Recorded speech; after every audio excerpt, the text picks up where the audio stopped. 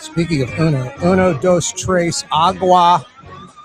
Stay hydrated, New Orleans. It is ridiculously hot. Heat advisory. Guts to drink the H2O. Guts to drink the water. Super hot. Heat advisory. 95 degrees. Feels like anywhere from like 103 to 105 out there. It's a scorcher. Stay inside. If you have family, friends, elderly, people with health issues that you know do not have air conditioning at their house, get them to like the library, the shopping mall, the Walmart, wherever there's AC, like from, I don't know, 11 a.m. to 4 or 5. Just too damn hot out there. Tropical depression 2. No, that's a friend of mine who's real bummed out when he goes to the beach. He brings this other friend of his, like misery needs company. It's tropical depression 2. Anyway, my buddy Jimmy and his friend. All right. I'm not going to go down that path, Mario. It actually is a tropical depression out in the Gulf of Mexico, like a few hundred miles south of Panama City, a few hundred miles west of Tampa, kind of jammed in the corner over there. Northeastern Gulf of Mexico. It looks like this guy's just going to or girl, going to form into Tropical Storm Bertha overnight. That's what's expected. But peak out at like 50 miles an hour, like barely become Tropical Storm Bertha. But this storm's just going to beeline across the Gulf. Basically hit landfall in Texas. Like stay off the Florida Panhandle coast, stay off of the southern Alabama coast, the southern Mississippi coast, the southern Louisiana coast, and then sort of land in Texas by like Saturday. This thing's moving like 2 or 3 miles an hour. Literally like walking speed. Walking speed. I don't know, Mario, if you remember a few months ago, we had Cameron Gilly on in studio, who ran 100 miles in the mountains of Colorado, the Leadville 100. He just knocked out the Vermont 100 over the weekend. New Orleans' own Cameron Gilly. He's running like 12-minute miles over 100 miles. Tropical Storm Bertha, walking. Just walking. Cameron Gilly would beat Tropical Storm Bertha to Texas by a few days. No, like 2-3 miles an hour. So basically 35 to 50 mile an hour winds, kind of bouncing back from a tropical storm to a tropical depression, just sort of beelining across the Gulf Coast, off the coast, due west for the whole week, basically for the whole week. Sort of weird. Tomorrow morning, south of maybe Destin, moving due west, 40 miles an hour. Wednesday morning, south of like Mobile, maybe the Alabama-Mississippi state line, 50 miles an hour. Thursday morning, south of New Orleans, but farther off the coast, maybe 40-mile-an-hour winds. Friday morning, south of Lake Charles. I'm not kidding you. And then hitting Texas by maybe Saturday morning, late Friday. Our impact is expected Wednesday. I guess some wind and rain. I mean, I think we'll get more rain arguably during like a severe thunderstorm.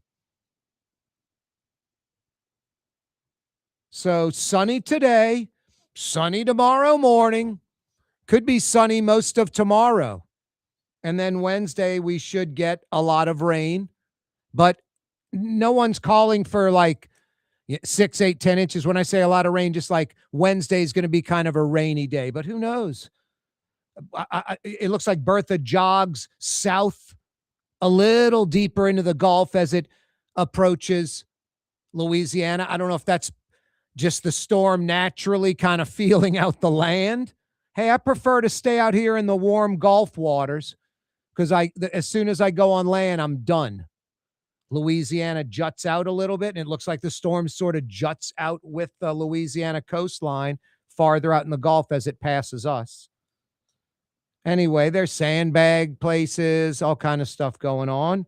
New Orleans prepared. We're not going to screw up and make a mistake. I love the folks that evacuate, they come home, nothing's wrong, and they're complaining about it. You wanted your roof torn off? Gotcha. That way you feel the evacuation was worth it. I mean, are you crazy? I know you want to evacuate when necessary, and this isn't one of those events. And when you do, you want to come back to everything intact and in place. That's a plus. Why'd we evacuate? We didn't need to. Good. Good. Better safe than sorry. With a storm, ask 1,500 people that died during Katrina. Anyway, no evacuation. And it doesn't seem like a severe rain event. But no, it's good that we are fully prepared, that sandbags are available in the region, that places like, Grand Isle, Venice preparing. The Sewerage and Water Board says they're ready to go. The pumps are staffed. We just had on the Sewerage and Water Board director last week on the program talking about automated pumping stations with no one there. One of them was Pritchard Pumping Station, 5 minutes from the Sewage and Water Board. I asked Director Randy Heyman, why so long to get there? You're right there. He says all those automated pumping stations will be manned. Canals are lowered, pumps are staffed. It's a shame we don't have a retention pond and water feature system set up like the Greater New Orleans Water Plan. Google it. Wagoner and Ball, a local architectural and engineering firm, has done projects all around the country. They're locally based. They have offices in other cities. They're a New Orleans company, Wagoner and Ball, architects and engineers. Google them. Google the New Orleans Water Plan, Wagoner and Ball engineers. You're going to be blown away by this. I'd say 99% of New Orleanians have never seen it. 99.9% have never read it. The renderings alone are impressive as hell. It's just like a modernization of New Orleans, moving New Orleans into the next century, working with water, a much more livable city, a city where from those renderings, you want to invest. Like private money would want to invest around those water features, retention ponds. It's brilliant. It's in St. Bernard and Jefferson too, you folks over there. You anti-New Orleans folks, Jeff Landry types. No, it's the East Bank. It's St. Bernard, Orleans, and Jefferson. Wagoner and Ball. I'll retweet that thing because it's incredible. No, the system we have in place, you want to keep improving it. You want to upgrade the Sewage and Water Board, but we've seen it in Metairie. We've seen it on the North Shore. We've seen it on the West Bank. When a lot of rain comes down, it's going to flood, no matter how great your pump system is. You can't pump yourself out of it. It happens more in New Orleans because of a broken system with the Sewage and Water Board, but it's going to get upgraded. It's going to be fixed over time. I don't know how long it's going to take. But we should have retention ponds and water features all over the city where water naturally gravitates to those areas. Like those would be lowered right now. And then the city would be not only using the old system to pump water out of streets, which wouldn't be a lot, even in a deluge, because the water would be going to the new system, the retention ponds and the water features, which would have their own 2026, era pumps, brand new stuff. No, it's like high quality golf courses, even in this area. New Orleans Country Club, Metairie Country Club, English Turn, TPC. TPC is all pumps, no gravity, all pumps. They've lowered the entire pond system at the TPC, so it's ready to take on a lot of water. On a golf course, the tee boxes, the fairways, the greens, the sand traps, that's the investment. Those are the homes, the cars, the businesses. That's what they want to protect. The water flows down into the ponds when it rains. They lower those ponds before the rain. No, that's what we should be doing in New Orleans. All of our, retention ponds and water features that we've been building the last 20 years, wink, wink, post-Katrina, billions of dollars. No, they'd all be lowering those, and they'd be ready to take in a lot of water. Anyway, the Sewage and Water Board says they're ready. We'll see. Another test. Corey Johnson with you, World Cup, British Open. Doug Thornton retiring from the Superdome. Instrumental in New Orleans in so many ways. Doug Thornton will join us in the 5 o'clock powwow in about an hour. Now, that's a big loss. I mean, Doug Thornton's huge in so many ways. I'll tell you when it's beyond sports. T. Martin, the old airport director, Roger Ogden, Doug Thornton. They got the airport built. When you need a new fence or automatic gate at your property or place of business, anywhere in Metro New Orleans, you got to see the Fence Man. For over 20 years, the Fence Man has been taking care of residential and commercial customers, uses only the highest quality materials and products. Because I'm the Fence Man. For fences and automatic gates. Yeah, I'm the Fence Man. TheFenceman-NewOrleans.com. Outdoor dining, Middle Eastern cuisine, under the oak trees, Lebanon's Cafe, some of the city's finest lamb chops and shish kebab, Carrollton at Jeanette by the streetcar barn, Lebanon's Cafe. Scott Craig of Katie's Restaurant. All of my ingredients are fresh. Nothing comes out of a can here. Nothing. All of our seafood is Louisiana. All of our vegetables are Louisiana vegetables. It's a neighborhood restaurant. Katie's in Mid-City. Dave Miette Insurance Agency. Auto, home, flood, business. 504-556-0809. Dave Miette, INSagency.com. Dave Miette Insurance Agency. Auto, home, flood, business. 504-556-0809. Dave Miette, INSagency.com. For over 30 years, CertaPro painters have been part of countless memories. Freshly painted nurseries, bright, welcoming kitchens, families enjoying the important things in life. Every wall tells a story, and CertaPro is happy to be a part of it. New Orleans' local professional painters, doing the job right. From the first brushstroke to the finished job. CertaPro Painters. NewOrleans.CertaPro.com. The Swamp Room in Metairie, home of the Swamp Burger, one of the best hamburgers in Metro New Orleans. A full menu, including steak specials, over 100 beers by the bottle, over 25 beers on tap. Lots of flat screens, pool tables, darts, and video poker. Lunch, dinner, late night dining. Open past midnight 7 days a week. The Swamp Room in Metairie on Vets between Transcontinental and I-10. Looking for a great steak tonight? The Steak Knife in Lakeview, serving only USDA prime beef. Open Tuesday through Saturday night. The Steak Knife since 1971. On Harrison Avenue between Canal Boulevard and City Park. Word is, one of the best restaurants in New Orleans isn't even in New Orleans. Gallagher's 527 in Mandeville. Cross the lake and taste what you're missing. Tuesday through Saturday, Gallagher's 527 in Mandeville. Terminex, serving the South Shore, North Shore, and River parishes since 1947. Rats, roaches, ants, and termites. Getting rid of those guys is our business. Call for a free termite inspection. Terminex, official pest control of the New Orleans Saints. Young's Dry Cleaning has free pickup and delivery. That's right. Young's Dry Cleaning has absolutely free pickup and delivery. Home or office, East Bank or West Bank. Call Young's at 288-8381 or online at youngsdrycleaning.com.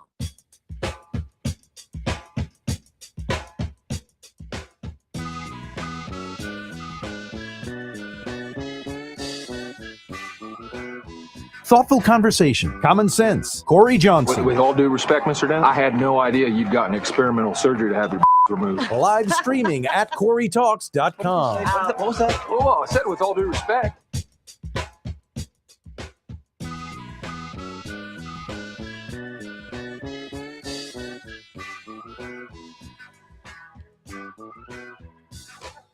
Yeah, you right. Corey Johnson back at you. Oh, Mario, I forgot to post that thing. So I'm going to do it right now live on the air because, modern technology and the like. Better late than never, man. Yep. Wagoner and Ball, New Orleans Master Water Plan. It should pop up pretty much right away. The Wagoner Ball architectural firm created the Greater New Orleans Urban Water Plan to shift the city from fighting water to living with it. AI, huh, Mario? Yeah. They nailed it. That's pretty much it. They did. AI is amazing. Let's see. Oh, yep, there it is. Is this it? Oh, boy. Anyway, yeah, that. Oh, here it is. Greater New Orleans Water Plan. Perfect. Let's see. Copy. Now I'm going to the old Twitterverse, Mario. Twitterverse, the Twitter machine, as Coach O calls it.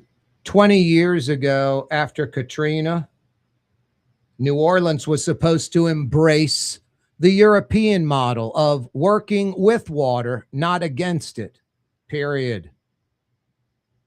About 10 years ago, the Greater New Orleans Water Plan was presented to the city.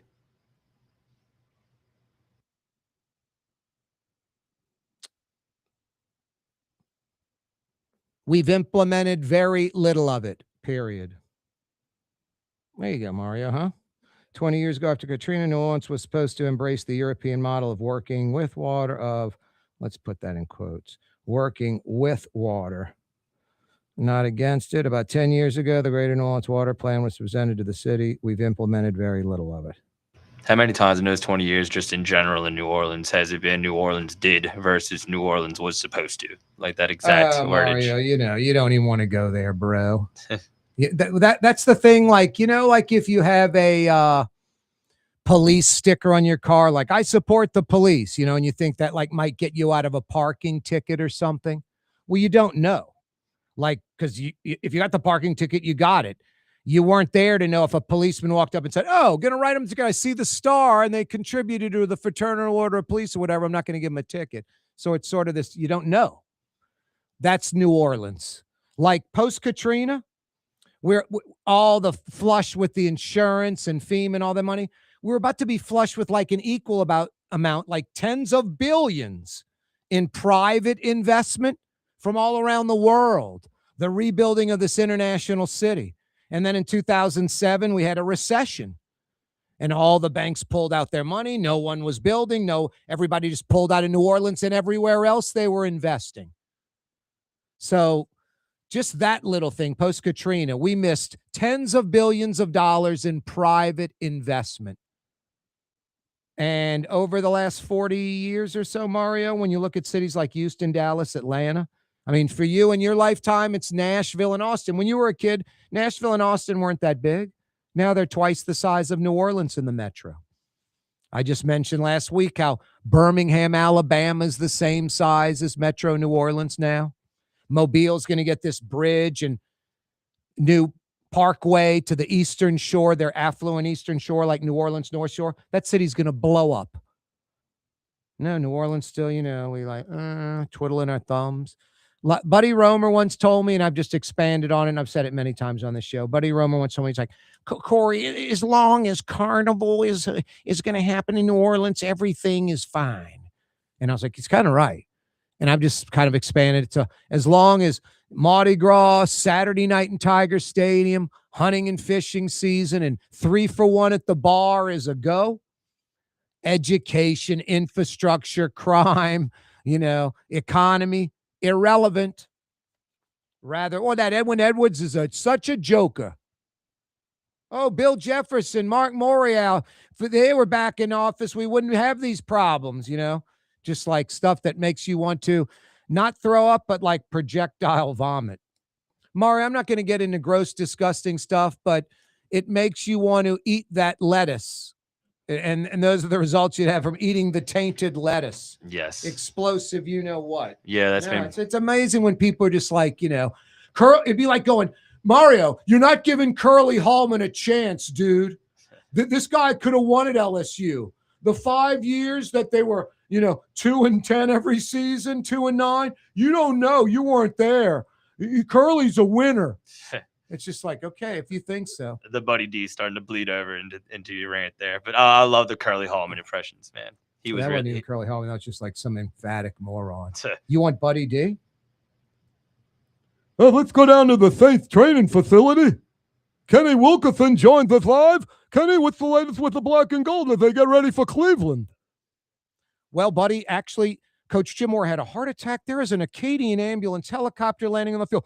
Hang on, Kenny. Hold that thought. Chuck Sipple joins us from the goal sheet. He says the Detroit St. Louis spread moved from 7 to 6.5. Oh, boy. That's my Buddy D. Buddy was great. Buddy was the man. Absolute legend, man. He was. Yeah, I mean, legend. I remember working down the dial at WWL Radio, and, you get people on power trips. They had these salesmen that would come in. They loved sports talk. They'd hang out around the sports talk office. Then all of a sudden they're like telling us how to do things. I'm like, dude, go sell. Great having you around. Go sell. We got work to do. We got to go on. We're putting on the product. You can go sell. So anyway, we'd get into these crazy meetings. You get people with don't know their strengths and weaknesses, Mario. People in positions of authority. And I'll never forget, we're in this meeting, we're at this big round table.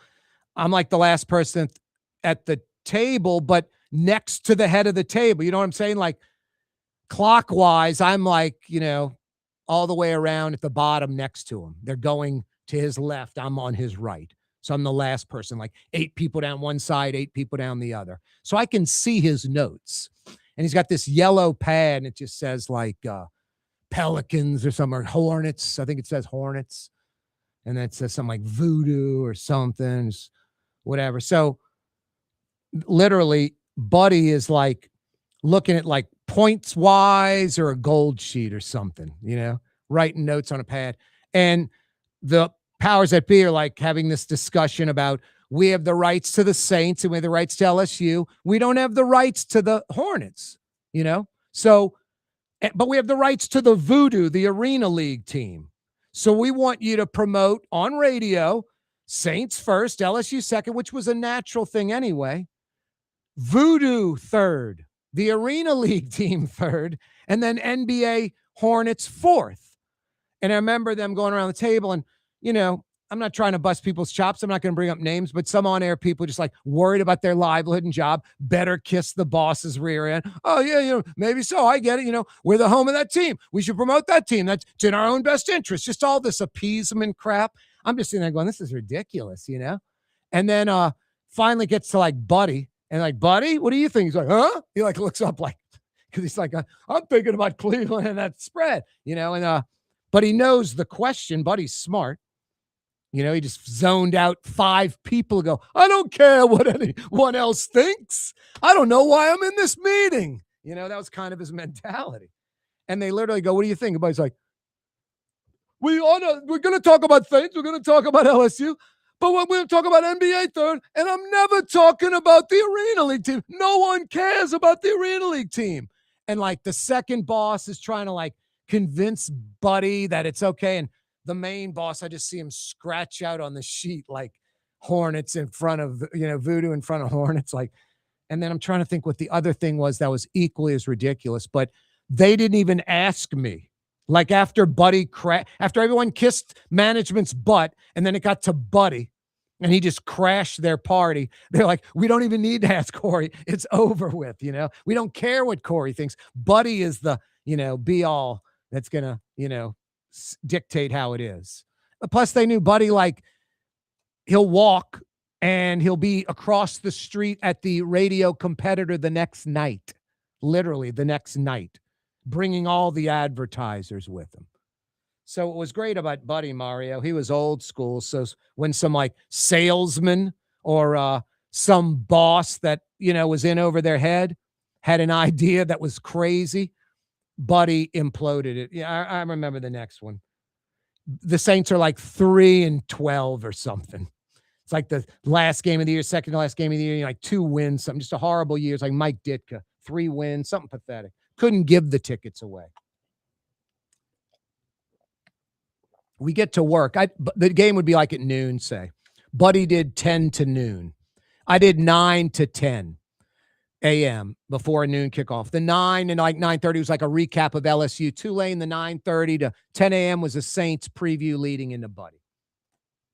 So I get into work and Buddy's already there. I'm in there like 8:15. I'm prepared. I come in with my sheet ready to go. I did it at home. I walk in, Buddy's at the desk with the gold sheet out and a pad, picking his games for the day. 8:15 in the morning. So I walk into the studio and up against the mic stand, just resting, it's an envelope. Corey Johnson. I open it. It's a letter. CC to Buddy, Kenny Wilkerson, Ken Trahan. I think that was the sports crew back then. And it was like, hey guys, I know the Saints are 2-13, but we're a partner with the Saints. We're part of the team. We're the radio broadcast team. We're like the 12th man. Let's have a positive attitude and go out there and not be negative. Let's have a positive attitude and be part of the team. We don't have to be negative because they only have 2 wins. Go Saints, who dat? It's something like that. I'm just like, Jesus Christ, really? I'm like, this is ridiculous. So I just walked down the hall, like to the barometer, and the sports office, the desks were up against the wall. So Buddy's back's facing me. It's like, hey, Buddy. He goes, hey, Corey. No, recognize my voice. Doesn't even look at me. In the gold sheet. I'm like, Buddy, did you get that letter this morning? Yeah. I'm like, what did you think about that? And he's still just in the gold sheet. He's like, well, you know what? They want it to be like the 12th man and, support the team and be a good sport and all that. I'm just like, so you're going to do that? And Buddy just grabs the letter, balls it up, hums it in the garbage can and says, are you? And then expletive, kidding me? Of course not. And then I just laughed and went and did my show. Oh, Buddy South Shore D. residents that love good food are making the short trip across the lake to Gallagher's 527 in Mandeville. North Shore folks have known about Gallagher's 527 for years. Now the South Shore has discovered this hidden gem.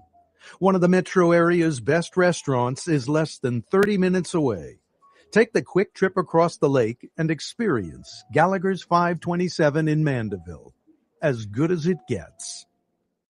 The Steak Knife restaurant in Lakeview has been at it for over 50 years. The reason? Because the Roth family does it right, serving only USDA prime beef, a neighborhood restaurant. But you don't have to live in the Lakeview neighborhood to enjoy the Steak Knife. Open Tuesday through Saturday night, the Steak Knife on Harrison Avenue between Canal Boulevard and City Park. For a reservation, call 488-8981 or online, steakkniferestaurant.com. Isn't it time to have that dream backyard you've always wanted? LGD Lawn and Landscapes can make it happen with artificial turf installation. Synthetic turf gives you the look and feel of natural grass. You get a beautiful lawn without the ongoing expenses of maintenance and no puddles, meaning you won't be tracking grass or dirt into the house. Let LGD come to your house and give you a free estimate. NOLALGD.com. CertaPro Painters, New Orleans local painters. From the first brush stroke to the finished job. Your home, beautifully painted and worry-free. CertaPro Painters, neworleans.certapro.com. The Swamp Room in Metairie, home of the legendary Swamp Burger, one of the best hamburgers in Metro New Orleans. Open after midnight, 7 days a week. A full menu, including steak specials. The Swamp Room in Metairie. At Lamarck Lincoln, ownership isn't complicated. It's effortless. With a one-on-one brand specialist every step of the way, we strive to ensure every guest experience is nothing less than elevated. You'll understand why it's more than ownership. It's membership. Visit Lamarck Lincoln at Williams and I-10 in Kenner. Give us a call at 504-238-4800. That's 504-238-4800. Or visit us online at lamarcklincoln.com. The Fence Man, a locally owned fencing company serving the Metro New Orleans area for over 20 years. I'm the fence man. TheFenceman-NewOrleans.com. Yeah, I'm the fence man.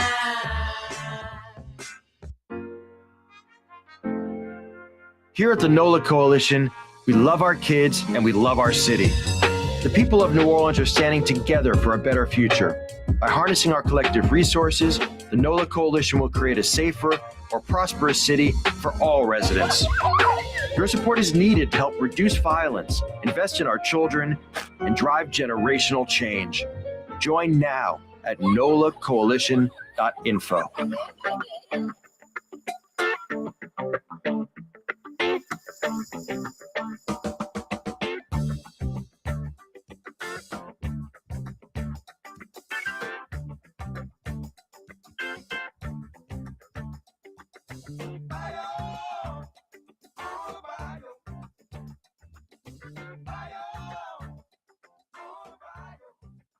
It's Corey Johnson on the neutral ground. Roll call. Kenner, Metairie, Harahan, River Ridge, Algiers, Gretna, Harvey, Terrytown, West Wego. We got you covered.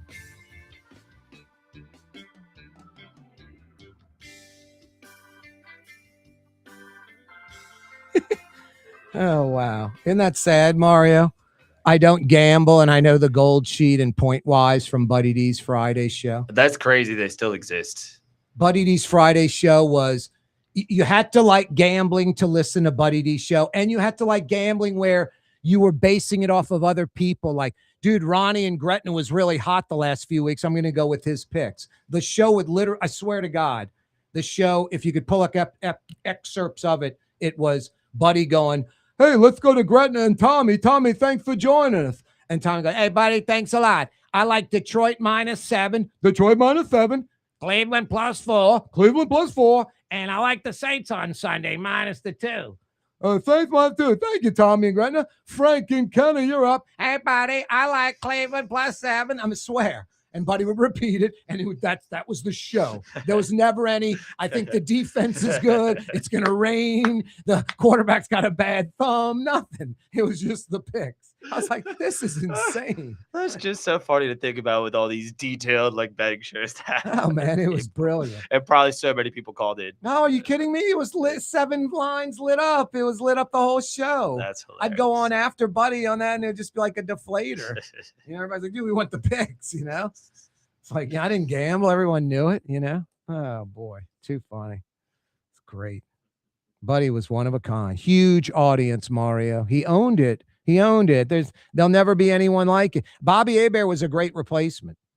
You know, like, I don't know how you replace, it's like Hap Glaudy, Buddy D, Bobby Hebert. It has to be like someone who's part character, who's like almost like a cartoon character in a way. And I'm not dogging any of them.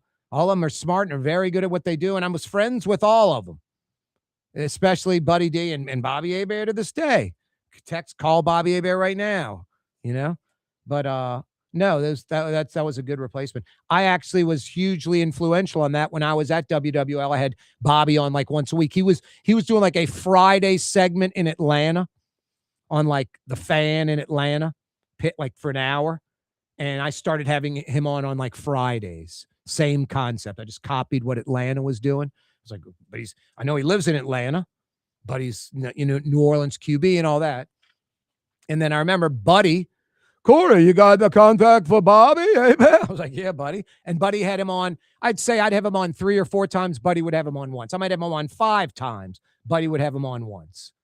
And then when Buddy passed away, you know, I think I was like, Hebert would be a great call, just talking to people and everyone dismissive of it, like almost acting like no one was listening to what Corey was saying. And then Bobby Hebert is the guy. Now, I'm not taking credit for it. I'm just saying it was a good idea, the right idea. I think other people were saying the same thing. Maybe even some of those dopey salespeople that like butting in all the time. You know, stick to sales. You're great at that. Stick to that. Actually, you're not that great at that. If you were that great at that, you'd be like the great salesman and you wouldn't be butting into it was only they weren't the crappy salesmen because there's 3 kind of salesmen, Mario. The first third, they rotate in and out. The middle third, they kind of stick around, and then the middle third. And then there's the top third that are just great salesmen that can sell anything. The middle third, they're the ones that would hang out in the sports office and complain. And y'all should do this. Corey, the other day you were on and you're like, Metairie from Bonneville to Kenner, they should tear down and start over again. I got lots of clients out there. They're freaking out. And it's like, dude, relax. It's a joke. It's radio. And did I say Bonneville to Kenner? No, I meant Oaklawn to Kenner. Oh boy. 766-9480 is how you dial us up. 766-9480. Checking us out on radio or television or 5 different social media platforms. Yeah, live streaming right now on your phone, on the computer. We're on YouTube. We're on X live streaming, Instagram, Facebook, weekdays 4 to 6 live, Twitch. 766-9480 is the phone number. Tropical Depression 2 expected to become Tropical Storm Bertha tonight overnight. Basically just going to kind of beeline down the Gulf due west. It's sitting out in the Gulf, kind of in the northeast corner, south of Panama City, west of Tampa. And it's going to beeline to Texas. It's going to stay off the Florida coast, off the South Alabama, South Mississippi, South Louisiana coast. It's like walking speed, 2 to 3 miles an hour. It's going to take all week to go across the Gulf, literally. Tomorrow morning, it's going to be like south of Destin. Wednesday, south of like the, Mobile by Pascagoula, kind of by the Mississippi-Alabama state line. Thursday morning, south of us. Friday morning, south of like Lake Charles, maybe Crowley, Lake Charles kind of thing. And then moving into Texas late Friday or Saturday morning. And it isn't like huge rain event. They're not saying like 8 to 10 inches of rain. I think the bulk of the rain will stay out in the Gulf. But Wednesday is when we're supposed to be impacted by it. Wednesday. Tomorrow morning is supposed to be like today. And I wouldn't doubt if all of tomorrow is sunny and nice. And then Wednesday, we just get some overcast, some wind, and some rain. And hopefully not a lot of rain. Mario, that World Cup was pretty damn good. You know what that game was? That game was the LSU-Alabama national title game. Where Alabama won 21-0 and LSU never crossed midfield. Just, it was as good as it gets. Argentina just was playing defense the whole time. 90% of the time, the ball was on their side of the field. Spain just sort of patient, controlling. Argentina was just like hoping for that break that never happened. Their goalkeeper was incredible. It could have been 3-0, but it was like Alabama 21-0.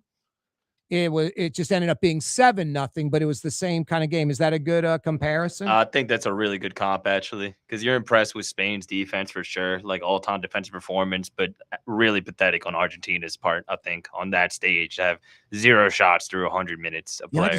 I think it's just different levels of team out there. Like, I don't know. That's what it looked like, Mario, entire game. And physical game, like Spain was kind of beating Argentina up at some point. And Argentina seemed to be, putting the physicality over actual quality play. So it was to their detriment, but just nasty game. It seemed like Argentina had about 7-8 great players, and Spain had about 15. Yeah. And they're subbing in players. They're not missing a beat.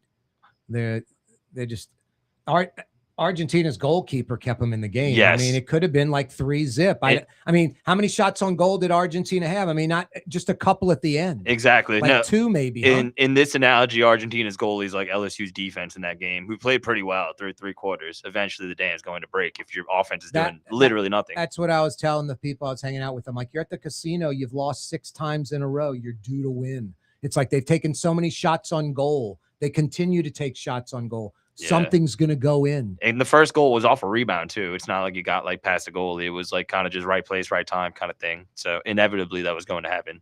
Yep. Just sad the World Cup's over, though. We got to wait like another month for even preseason football. I'm Argentina. I'm like, it's 10 against 11. They lose a player with a red card, and they force it into, extra time, into the overtime periods. Yeah. That's pretty damn impressive because they get into a shootout. Argentina's, I would think, have the mental advantage. Mm-hmm. Like, we've outlasted 11 to 10 men, and now it's even again. And we just have to win in the shootout. I think the pressure would have been on Spain in a shootout. Yeah, that's what they were saying. But 120 minutes, it kind of felt like eventually they were going to score. And they did right away, like when the second period started. It was still scoreless through the first period, but right away Spain scored. Second period, knew it was over. Now, Mari, I don't know the average amount of time that, say, like a Messi is expected to have the ball in a game, how many minutes that is. It's a 90-minute game. I don't know. What do you think it is? 5, 6, 7, 8 minutes? Something. I don't even think it's that much. Yeah, it's probably like 3, 4, 5 minutes. He had it like, what, 45 seconds in that game? They were all over him, yeah. All over him. And everybody, you know. And everybody. Just, you look like 2-on-1 all the time. Yeah. And Spain, they gave up 1 goal in the entire tournament, which is kind of crazy. Wow. Yeah. Are you kidding me? Yeah. 1? 1 goal the entire tournament. Yeah. Jeez and Pete's. And it's like 6 or 7 games. Yeah. Wow. All-time stuff. Wow. Spain. That is all-time stuff. No, they're the deserving champion. But if I'm Argentina, I'm like, I'd be very proud of what we accomplished against that team and being down 11-10. And I think that red card was a little severe. I know it doesn't matter. It doesn't have to be on purpose. But if anyone was out of control, it was the other player, I thought. Yeah, Argentina just was not composed, I feel like. Like, they were just way too physical, like to their detriment, like I said, including on that play. Did you check out any British Open golf, Mario? I know you love golf. Oh, not really. I think I saw a little bit of it in the background, but not much. Nope. Yeah, they kind of blew it up. I mean, it was, I think the winner was 10 under. I heard about Rory McIlroy and what's his name, like going back and forth. Bo. I was about to say Bo Schembler. You're not even close. No, what's the guy's name? The big swole guy. That's always like. God, I'm going blank. We both Not Scotty Scheffler.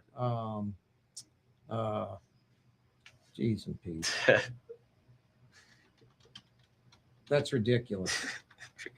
DeChambeau? Yeah, Bryson DeChambeau. Yeah. Bryson DeChambeau, Yeah. They continued to feud. Give me a couple of Prevagen. I need some Prevagen. Monday brain for both of us, man. Mm-hmm. Now, this Ryan Fox guy, though, pretty cool story from New Zealand. His dad was like a all-world rugby player, and he played rugby. And it's just like, I'm just played the same position as his dad. It's just like, not as good as my dad. And they're always comparing him. It's Pete Rose Jr. But he was, he played like cricket and golf. And he's just really good at golf and focused on that. He's 39. It's his first major. Just got on the PGA Tour a few years ago. Just a good story. Good story. Anyway. Yeah, you're right. Hey, Doug Thornton's going to join us from the Superdome. He's calling it a day, retiring. He's been at the Superdome since 1997. I think before that, New Orleans Sports Foundation. McNeese quarterback in the 70s. Doug Thornton helped get the airport built, the dome back on track real quickly after Katrina. It's a big New Orleans hero. Corey Johnson with you, coming right back. Word is, one of the best restaurants in New Orleans isn't even in New Orleans. Gallagher's 527 in Mandeville. Cross the lake and taste what you're missing. Tuesday through Saturday, Gallagher's 527 in Mandeville. Terminex, serving the South Shore, North Shore, and River parishes since 1947. Rats, roaches, ants, and termites. Getting rid of those guys is our business. Call for a free termite inspection. Terminex, official pest control of the New Orleans Saints. CertaPro Painters, New Orleans local painters. From the first brush stroke to the finished job. Your home, beautifully painted and worry-free. CertaPro Painters, neworleans.certapro.com. Why wear the same old glasses that everyone else is wearing? Stand out from the crowd. Come to Art and Eyes. Art and Eyes is not your typical eyeglasses store. It's one of the finest eyewear shops in the country, right here in New Orleans, with precision-engineered prescription lenses and gorgeous high-quality frames from the heart of Europe, Japan, and the United States. Our products are thoughtfully curated, and our staff are here to help you find exactly the right frames. Art and Eyes on Magazine, as unique as you. The Swamp Room in Metairie, home of the Swamp Burger, one of the best hamburgers in Metro New Orleans. A full menu, including steak specials, over 100 beers by the bottle, over 25 beers on tap, lots of flat screens, pool tables, darts, and video poker, lunch, dinner, late night dining. Open past midnight 7 days a week. The Swamp Room in Metairie on Vets between Transcontinental and I-10. When USA Today ranked the 10 best must-visit New Orleans restaurants for travelers, Mid-City's own Katie's made the list. USA Today says Scott Craig is chef-owner at Katie's, a much-loved Creole Italian eatery that draws armies of regulars for lunch, brunch, and dinner. A neighborhood spot where locals congregate and New Orleans-style hospitality rules. Indeed it does. Katie's in Mid-City. Young's Dry Cleaning with 2 walk-up locations with personal service. Young's on Claiborne and Young's on Harrison Avenue in Lakeview. Young's Dry Cleaning. Call 288-8381 or online at youngsdrycleaning.com. Trey Yen in Mandeville, a New Orleans tradition for over 40 years, serving the finest Louisiana-inspired Chinese cuisine. Open Tuesday through Sunday. Trey Yen. Isn't it time to have that dream backyard you've always wanted? LGD Lawn and Landscapes can make it happen with artificial turf installation. Synthetic turf gives you the look and feel of natural grass. You get a beautiful lawn without the ongoing expenses of maintenance and no puddles, meaning you won't be tracking grass or dirt into the house. Let LGD come to your house and give you a free estimate. NOLALGD.com.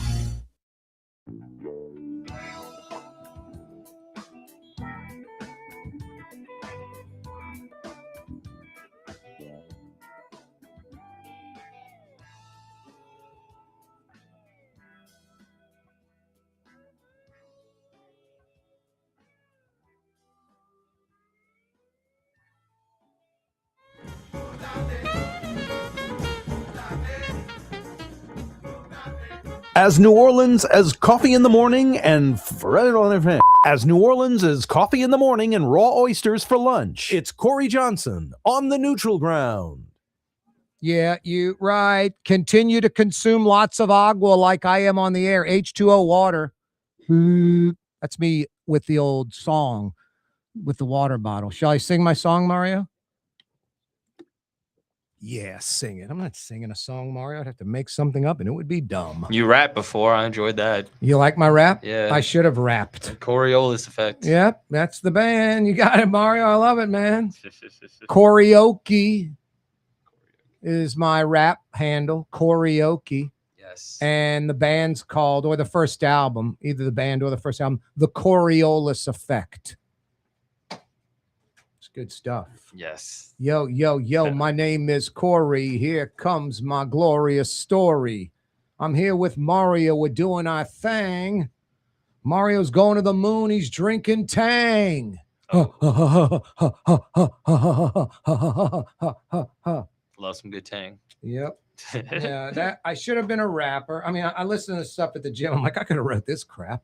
Just, I mean, N-bomb, girls, big butt, this. Something about this, something about that, sex this, sex that. I could have wrote that. There's nothing smart or creative about any of that. Well, I too had a rapping phase when I was little, like freestyle with my friends. Oh, and it's stuff. even beyond rap. It's just like crap. It's just crazy. You know, the DARE program, like to keep kids off of drugs. Whenever that came through my elementary school, I actually made like an anti-drug rap and performed it in front of everybody. Wow, that's great. In the church, yeah. Wow. Good In the times. church. In the church, yeah. Wow. Our church worked All as right, like the Mario. auditorium, didn't have a gym, so yeah. Right. Wow. Shout out St. Elizabeth and Kennedy. 4 weeks later, Mario was on Skid Row. He was 8. He was 8. Don't smoke crack. It's whack. Don't smoke crack. Trust me. I was 8. Wow. 766-9480 is how you dial us up. 766-9480. Thanks so much for joining us on this program. I guess you could call it that today, Mario. It's hot out there. I think I need more water. The sun and the heat's getting to me.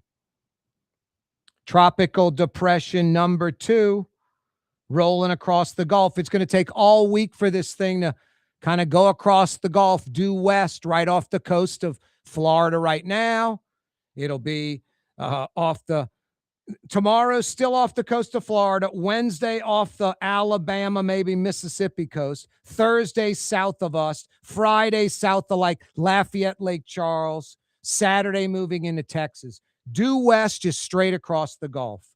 35 to 50 mile an hour winds. I think it's going to bounce back and forth from a tropical depression to a tropical storm. Tropical Storm Bertha by tonight, tomorrow. But I don't even know how much of an impact we're going to get. How much rain, how much wind. Wednesday is supposed to be our impact day, whatever that is.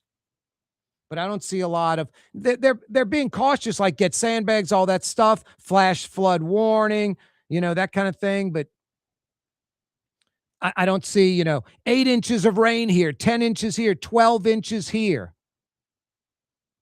So I think we're looking pretty good right now.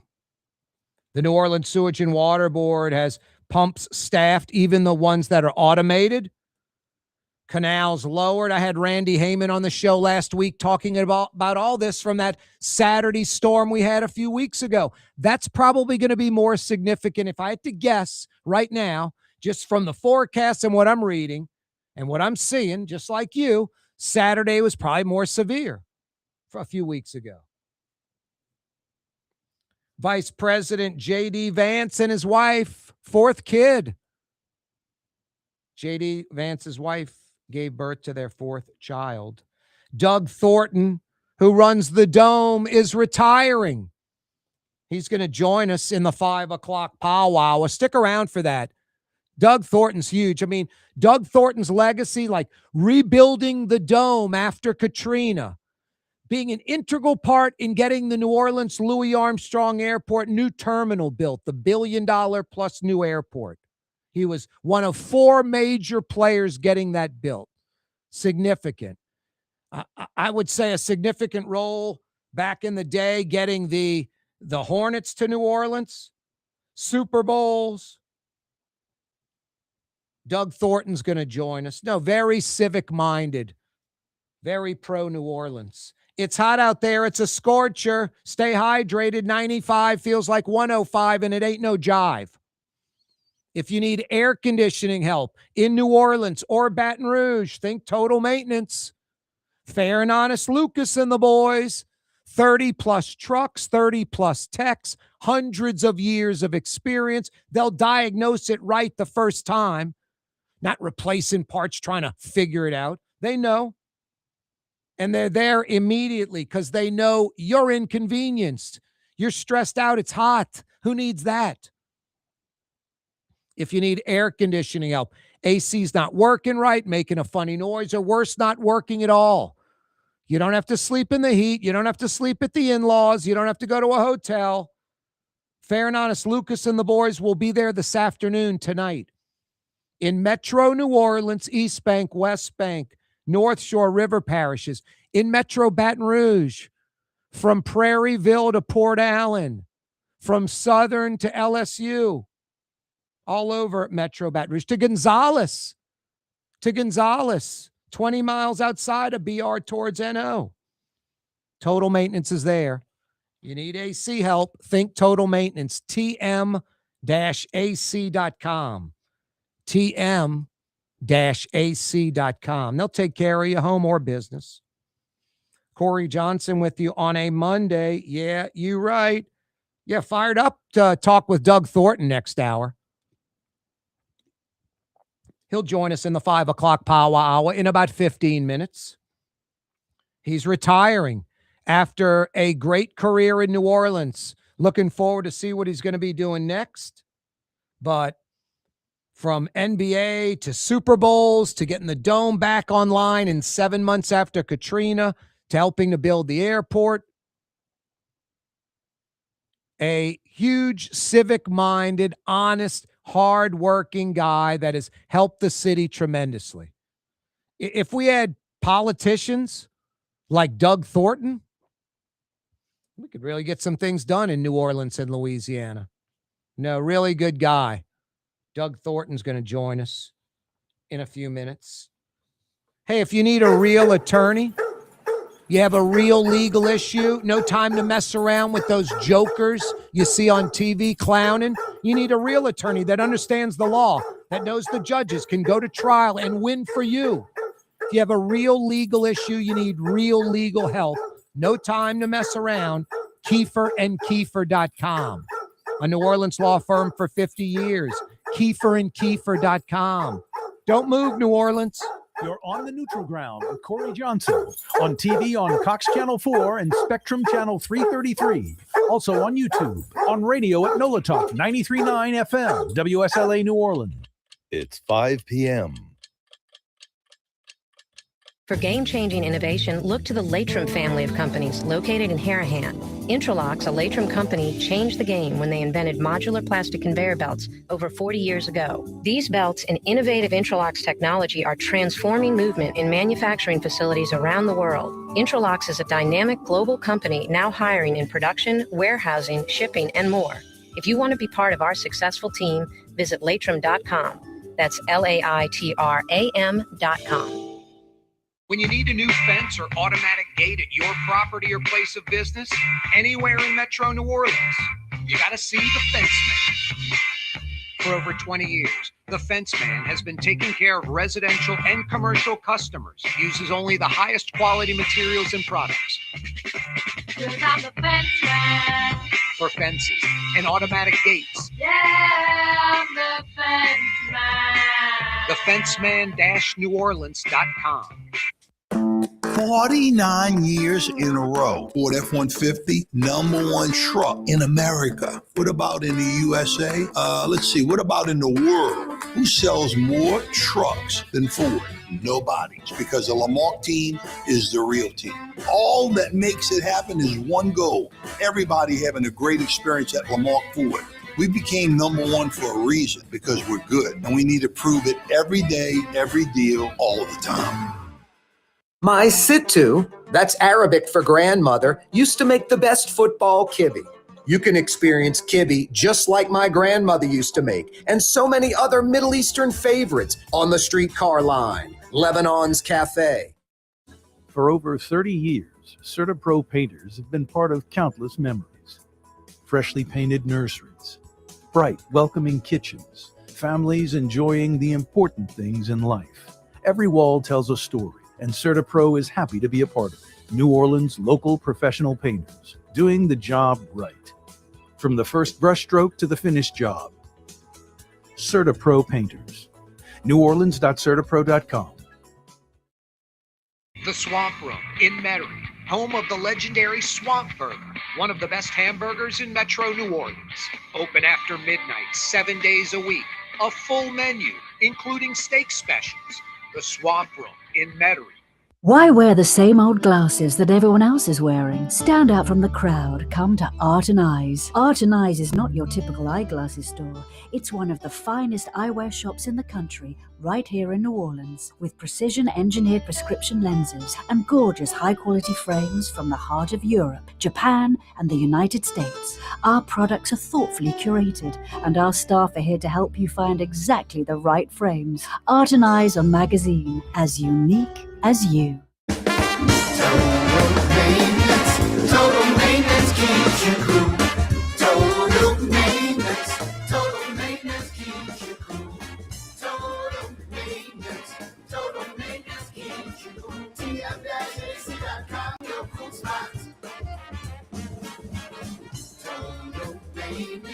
Total maintenance keeps you cool. TM-AC.com, your cool spots. Dave Miette Insurance Agency. Auto, home, flood, business. 504-556-0809. Dave Miette, INSagency.com. Dave Miette Insurance Agency. Auto, home, flood, business. 504-556-0809. Dave Miette, INSagency.com. Terminix, the official pest control company of the New Orleans Saints. Locally owned for over 70 years with humble beginnings on Poydras Street, will fix your pest and termite problems. Terminix has effective solutions that will help eliminate pest problems throughout the year. Their custom treatments address seasonal pest activity to protect your home and business all year long. Terminix provides residential and commercial pest and termite control services for the South Shore, North Shore, and river parishes of Louisiana. Terminix protects that. Go Saints!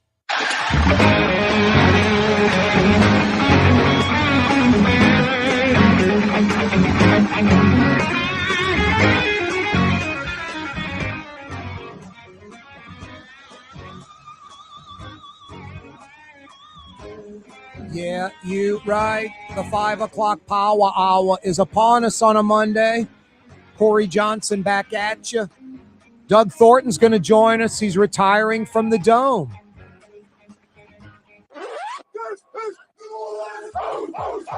You know, where that guy played. Drew Brees all those seasons. 15 of them, I believe. Mario, what? That Hall of Shame game's what? A week from this weekend? Yeah. Isn't it? Yeah. Like a week from this weekend, I think. It's in 2 weeks. That's right. First weekend in August. Mm-hmm. And that's when Drew Brees will officially become an NFL Hall of Famer and give that speech and talk about his love for New Orleans and all that and make everyone cry. Yep. And love him even more because he's going to praise New Orleans. I'll probably shed a tear. It's good to have. I mean, I know they've had people in the past, like no disrespect to Willie Roaf and everybody, but you know, this is a little different. It's going to hit home a little harder. Brees going in finally. No, it's going to be great. Should I be a jerk and ruin the whole thing? If you want, it gets people going. So yeah. Well, the story of he came to New Orleans to save the city and all that. He gets a green light. He's going to Miami. Medical staff gives him the green light. He's going to Miami. The medical staff didn't, so he came to New Orleans. It's funny. The doctor, one individual, one human being for the Miami Dolphins, that doctor changed the trajectory of the Dolphins team and Nick Saban's life. The LSU football team and Les Miles' life, the New Orleans Saints football team and Drew Brees and Sean Payton's life, the Alabama Crimson Tide football team and their trajectory. One human being. I mean, talk about the pebble dropped in the pond or the butterfly wing, and whatever. That it's that guy saying this guy's not healthy enough to play. Saban was pissed, was like trying to overrule him. And ownership was like, no, we're going with the doctor, not the desperate coach who wants that QB. And the Saints were willing to roll the dice. And Brees is Brees, and he came back from it. And as they say, Mario Brothers, the rest is history. I guess the biggest, the person the entity that got hurt the most was the Dolphins. The doctor hurt the Dolphins the most. They didn't recover for a while. Alabama became great. The greatest football team in the history of the game. Saban became the greatest coach. LSU and Les Miles did very, very well for about the first 6-8 years of Les Miles. Very, very well. And the New Orleans Saints won a Super Bowl with Drew Brees and Peyton. So I guess all things considered. Thanks, Doc. Hey, the 5 o'clock powwow are brought to you by the Swamp Room, home of the legendary Swamp Burger. If you like a great hamburger in Metro New Orleans and you know people that love a great hamburger in Metro New Orleans, ask them. They'll tell you about the Swamp Room, one of the best hamburgers in Metro New Orleans. Plus a full menu, steaks, huge chicken wings, sandwiches, wraps, all kind of goodies. And of course, the Swamp Burger. Lots of folks know about the Swamp Room being open late night, like till 3 a.m. during the week. 3 a.m. tonight. Go get a Swamp Burger at 2:30 in the morning. On weekends, and I always say, hey, you hunter and fishermen, this is a place to go. Get some food before you head to the fishing hole or the hunting blind. Swamp Room's open till 5 a.m. on Friday and Saturday night. But a lot of people are unaware that the Swamp Room, home of the legendary Swamp Burger, open 7 days a week at 11 a.m. for lunch. A lot of people aren't thinking about that. Thinking about getting a beer, Swamp Burger late at night. Lunch. Get a soft drink, some water. Drink if you can, I guess, whatever you want to do. But get the Swamp Burger for lunch. Because the Swamp Room on Vets between I-10 and Transcontinental open every day at 11 a.m. for lunch. In between Zapardo's and the Honda dealership on Vets. The Swamp Room. What are you giggling at, Mario? I'm Anthony Soprano. You're the little son.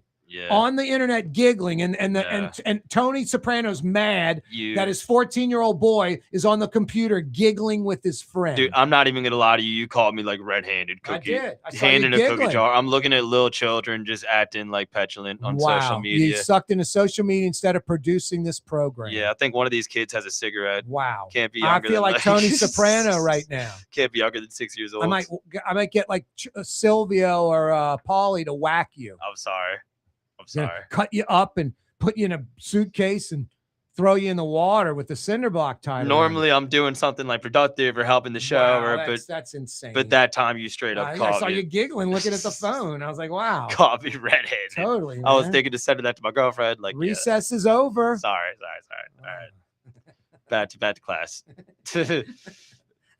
It was kind of funny, Mario. Yeah, no, it was because, like I said, normally it's not bad, but that time, looking blatant. Right at Twitter. Yeah, it's either that or like, hey man, I look over your shoulder and you're putting down a wager on like India and Pakistan cricket. I'm like, you don't know anything. Like, when the wickets are hot tonight. I'm like, you don't even know what a wicket is. Yeah, I try to, dude. Like, we obviously for work we have to use Twitter a fair amount, but I try to stay off of it these days because it's a lot of like fluff. It's a lot of like stuff like that. Oh no, like, the videos that lead into the pseudo TikTok thing. Yeah, it's your biorhythm, your algorithm, not biorhythm. Your algorithm, your biorhythm keeps you hooked into it. The algorithm is stuff you like. I mean, and it's so non sequitur. Yeah, it's not like, the same thing over and over, different, it's totally non sequitur. It could be someone cooking pasta and then a mob movie. It's junk food for your brain. It's sports. It's all over the place. Yes, it's what you gravitate towards and talk about, watch, search engine, all that crap. And it's not like I search. I've like surf Twitter a lot because, like I said, stuff for work I do on there. But it's crazy to think about because when Twitter first started, it was kind of like the live news section of social media, right? It kind of acted as like a live like forum for live events. Now it's just like, it's just a lot of fluff. Oh, no, it sucks too, Mario. You and I right now can just start talking about a particular item and you will get like an email or some store trying to push that item. Yes. Baseball bats. I mean, we could just start talking about baseball bats and we're going to get emails and crap because the man's listening. Yes. And watching. Jim's Baseball Pat Emporium will send you a ad. Exactly. It's coming. It's a coming. Corey Johnson with you. That's Mario Brothers, a.k.a. Latinx. He's not the best damn producer in the business for nothing, even when he was giggling at the TikTok video. 766-9480. He's sometimes running the controls, sometimes giggling at TikTok videos, answering your phone calls at 766-9480. 766-9480. Doug Thornton is going to join us in a few minutes. He announced last week, it was reported that he is retiring. Been running the Superdome for nearly 30 years, for almost 30 years. Since the late 90s, was at the Dome before, during, and after Katrina, with tens of thousands of people in the Dome as a, shelter, roof getting torn off. When I saw that, when I witnessed that, I was in, I guess it's C&G Tower right across from the Dome. I think we're on like 4th floor, 6th floor, I forget. And watching the roof peel off the Dome, that was just sickening. I mean, just because it's like it's the Superdome, you're like, nothing's supposed to happen to that thing. Doug Thornton got that bad boy back online in like 7 months. Like 7 months. And a lot of people don't realize it, but the terminal at Louis Armstrong International Airport, I mean, Mitch Landrieu, it's his legacy project. He was the mayor. But the director of the airport at the time, Roger Ogden, who gave all his art, his personal collection to jumpstart the Ogden Museum of Southern Art, that Roger Ogden, T. Martin of Commander's Palace, Ella Brennan's daughter, one of her daughters. So Roger Ogden, T. Martin, the old airport director, and Doug Thornton. Those four are the 4 biggest movers of getting the airport built. They're the biggest movers. 766-9480. If you got a question or comment for Doug, you can join us. He's joining us in about 2 minutes. Hey, if you need to paint your house or your business, maybe freshen up the office or the entire interior of the building, or you need to freshen up the kitchen or a bathroom, or maybe the interior of your house, the entire interior, or exterior of the building or exterior of your house. When it comes to painting, Certa Pro New Orleans has you covered. Painting's all they do. They don't do roofs or construction or windows. They paint. Painting professionals for New Orleans, locally owned, great reputation. Certa Pro even puts a warranty on their paint job. NewOrleans.CertaPro.com. From one room to the entire interior, from the interior to the exterior, for your home or business. NewOrleans.CertaPro.com. NewOrleans.CertaPro.com. About a year ago, we had Cameron Gilly sitting in this chair after he ran the Leadville 100 in Colorado. That was last summer. Over the weekend, he ran the Vermont 100, ran 100 miles, I think a little over 22 hours, 23 hours, averaged about 12-minute mile, over 100 miles in Vermont. Unbelievable. New Orleans' own Cameron Gilly. Shout out. Coming right back, New Orleans, with Doug Thornton. Here at the NOLA Coalition, we love our kids and we love our city. The people of New Orleans are standing together for a better future. By harnessing our collective resources, the NOLA Coalition will create a safer, more prosperous city for all residents. Your support is needed to help reduce violence, invest in our children, and drive generational change. Join now at nolacoalition.info. When you need a new fence or automatic gate at your property or place of business, anywhere in Metro New Orleans, you got to see the Fence Man. For over 20 years, the Fence Man has been taking care of residential and commercial customers, uses only the highest quality materials and products. I'm the Fence Man. For fences and automatic gates. Yeah, I'm the Fence Man. TheFenceman-NewOrleans.com. Terminix, the official pest control company of the New Orleans Saints. Locally owned for over 70 years with humble beginnings on Poydras Street, will fix your pest and termite problems. Terminix has effective solutions that will help eliminate pest problems throughout the year. Their custom treatments address seasonal pest activity to protect your home and business all year long. Terminix provides residential and commercial pest and termite control services for the South Shore, North Shore, and River parishes of Louisiana. Terminix protects that. Go Saints! Looking for a great steak tonight? The Steak Knife in Lakeview, serving only USDA prime beef. Open Tuesday through Saturday night.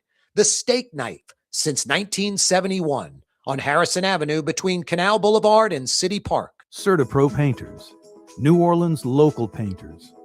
From the first brush stroke to the finished job.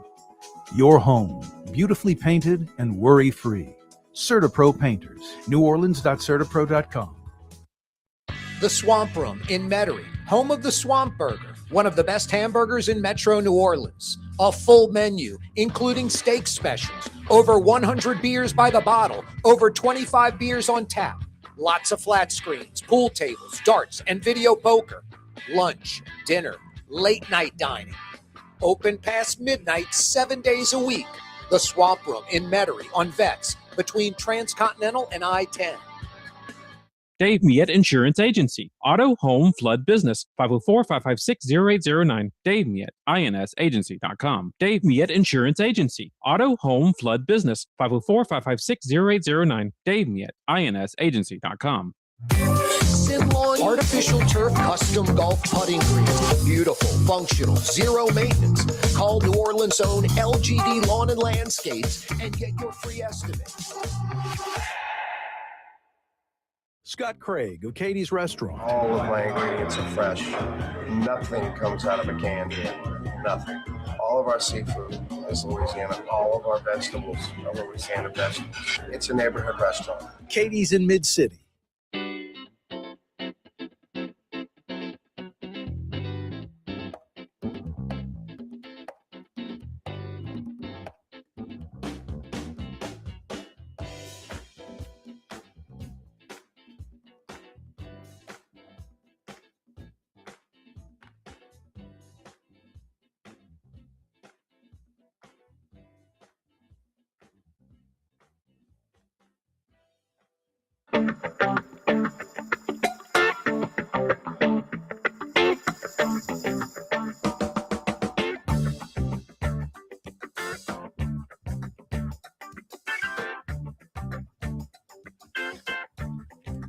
Yeah, you're right. Monday afternoon edition of the program, Rouse's Markets. I went and scooped up my body armor, lemon lime. At Rouse's, they're $1.75. At every other grocery store in New Orleans, they're at least $2.59, some places $2.99. Right now at Rouse's, 3 for $4. That's $1.33 each. Rouses.com, upper right-hand corner of their webpage, daily specials. Rouse's Market, best quality, best price, best selection. Tastes like home, Rouse's Markets. Boy, it's super hot out there. Heat advisory. Stay hydrated. 95 feels like 105. Tropical depression expected to become Tropical Storm Bertha. We might see some Wednesday impact, some wind, maybe some rain. This thing's just sort of walking 2-3 miles an hour. It's south of Panama City, and it's just going to creep across the Gulf all week long. We might see some impact on Wednesday. Boy, it's kind of bummed out when I read this, and then I smiled, and I was like, man, well-deserved, well-earned, man, and such a good guy. Doug Thornton, who's been running the Superdome for nearly 30 years, is retiring. He joins us live on the program. How are you, Doug? I'm doing great, Corey. How are you? Good, man. Always a pleasure to have you on the program. Well, thank you. Likewise, good to talk with you. No, you're just such a genuinely nice guy, Doug. I think, seriously, that's your reputation. You're honest, hardworking, civic-minded, a good man. That's, I think, what you are. Well, I appreciate that. I've always tried very hard over these years to do the right thing. Yep. It shows. I think that's a great way to put it. Doing the right thing. Hey, when I was hyping earlier, the 4 o'clock hour, you coming on in the 5 o'clock hour, I'm like, got the dome rebuilt after Katrina, help land Super Bowls, help land the Hornets, help build the airport, one of the significant players in getting the new terminal built at the airport. I mean, you're all over the place everywhere, Doug, for about the last 40 plus years in New Orleans, right? Yeah, Corey, it's been an unbelievable journey, this 30 plus years in this role. But, you go back even before that, we created a sports foundation. You might remember this in 1988, and we're coming up on the anniversary of that. It was August 1st of 1988. Was it Mervyn Trail? It was Merv Trail. And, I look back on how I got into the business. I came from Houston. I grew up in Shreveport. I came from Houston. I graduated from McNeese State University, went on to University of Houston. I worked in the oil business for the first part of my career from 1980 until 1994. And I don't know if many people know this, but I started out as a landman. Now, I wasn't Billy Bob. I wasn't shooting people down in South Texas. That show. But that's the image everybody has of a landman. But, I was buying and selling leases when I got out of college and going to work, in the industry. I worked for a Pennzoil producing company in downtown Houston. And then I moved over and worked for a company called Transco Exploration. And they were opening an office in New Orleans in 1984. And they asked me to move here because I'm from Louisiana. And they said, you speak the language over there, so we're gonna send you to New Orleans. And that was my first entry into the city.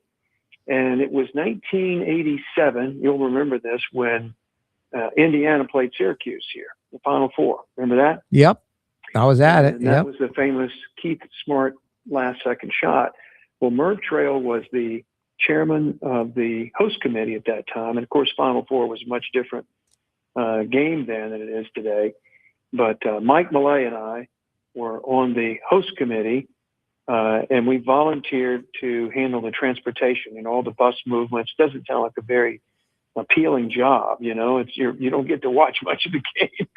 You're worried about bus transportation. Anyway, long story short, it was right after that Final Four that the suggestion was made that we should create a sports commission to go after major sporting events. And Mike Millay, myself, Chris Johnson, these are probably names you don't know, but a lot of the people in the Young Leadership Council back then took that on as a project. And we went out and recruited names like Merv Trail, Archie Manning, Dave Burris, Daryl Berger, Warren Ruther, Ed McNeil. They became the first board members of what is now the New Orleans Sports Foundation. And that was August 1st, 1988. And I got involved with the organization. And then in 1989, we bid on the Olympic track and field trials. I remember that, City Park. That was the first big event. So this was the proverbial dog catching the bus. You know, we bid on this event. And I used to joke about it. The headline, when we won the bid, we competed against 4 other major cities, was New Orleans wins track trials without a track. we had to renovate Tad Gormley Stadium. So by default, I was working for Pat Taylor at the time, Taylor Energy Company. I'd moved over and transferred to that company. And by default, I sort of took on the responsibility of raising the money to renovate Tad Gormley Stadium for the Olympic trials. And lo and behold, I found myself in this, major project. And that was my first opportunity to get into, I guess, the stadium business. We successfully renovated the stadium. We hosted the Olympic trials. And then 2 years later, Mike Millay left to go open up the Wide World of Sports complex down at Walt Disney World. And the Sports Foundation board asked me to take over as the CEO, Jay Cicero's job that he has today. Well, Jay and I grew up in Shreveport together, and Jay was working for the Zephyrs at that time. I remember over at the Chateau Coffee Shop location on Allen Tucson on West End. I remember. I wound up recruiting Jay over to work with us at the Sports Commission at the time, because we had just successfully been awarded Super Bowl 31 for 1997. And anyway, after Super Bowl 31 in 97 is when I joined then SMG, now Legends Global. We've been through 4 iterations since then, 4 ownership groups. So anyway, that's how I got into the business. So it's been a long history, in this city. And look, as I said, you probably read it in the article yesterday, I love New Orleans. I think New Orleans is so unique. It's a one of one, in terms of cities across America. We got as James Carville would say, we have our own culture, our own food, our own architecture. We even have our own funerals. So there's nothing like it. And, the preservation of that history and culture, and certainly the sports, history, it has always been important to me. And I kind of found myself in the middle of it. And, it's been a fabulous, run, fabulous time. But, at some point, everybody's got to get off the bus. You got to step off. And after doing it for 30 plus years, there's no time is a good time. No time is the right time, I guess. But, so anyway, that's kind of the summation of it. Doug Thornton's with us, president of North American Venues for Legends Global. Is that right? That's right. Now, Legends Global, you said like the 4th group that sort of run the Dome, the Fox McKithen Sports Complex, the arena, or Smoothie King Center, I should say. President of North American Venues. How many venues, Doug? 200. In North America? Yes, sir. Wow. And that's what most people don't realize about my role and how it's evolved. I mean, obviously, I live here in New Orleans and I work out of the Superdome, but I also have national responsibility. And over the years, assumed more responsibility as time went on. You know, when I joined SMG in 1997, I was the general manager of the Superdome and then the New Orleans Arena at the time, now Smoothie King Center. But in 2004, I took on a regional role. Our company was growing, and I was overseeing a number of properties in Louisiana, the Baton Rouge River Center, the Shreveport Convention Center, what is now the Brookshire Grocery Arena in Bossier City. It was CenturyLink Arena. And a couple of buildings, you know, Mobile, Pensacola, a couple of buildings to our east. And then in 2012, I was made executive vice president of the company, and I took on a national role. We were much smaller then, though, Corey. But now, so in 2017, the company merged with AEG. It was sold by American Capital. We were owned by American Capital. SMG was owned by them, and we were sold to Onyx and AEG. And you might know AEG is partners with Quint Davis. They produced the Jazz Fest. They're a big entertainment company. So they owned us from 2017 until 2024.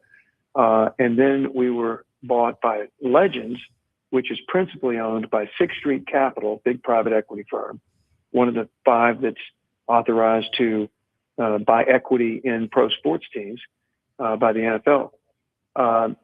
And we're also owned by the Dallas Cowboys, or in this case, it's the Jerry Jones family office. Wow. And the Steinbrenner family.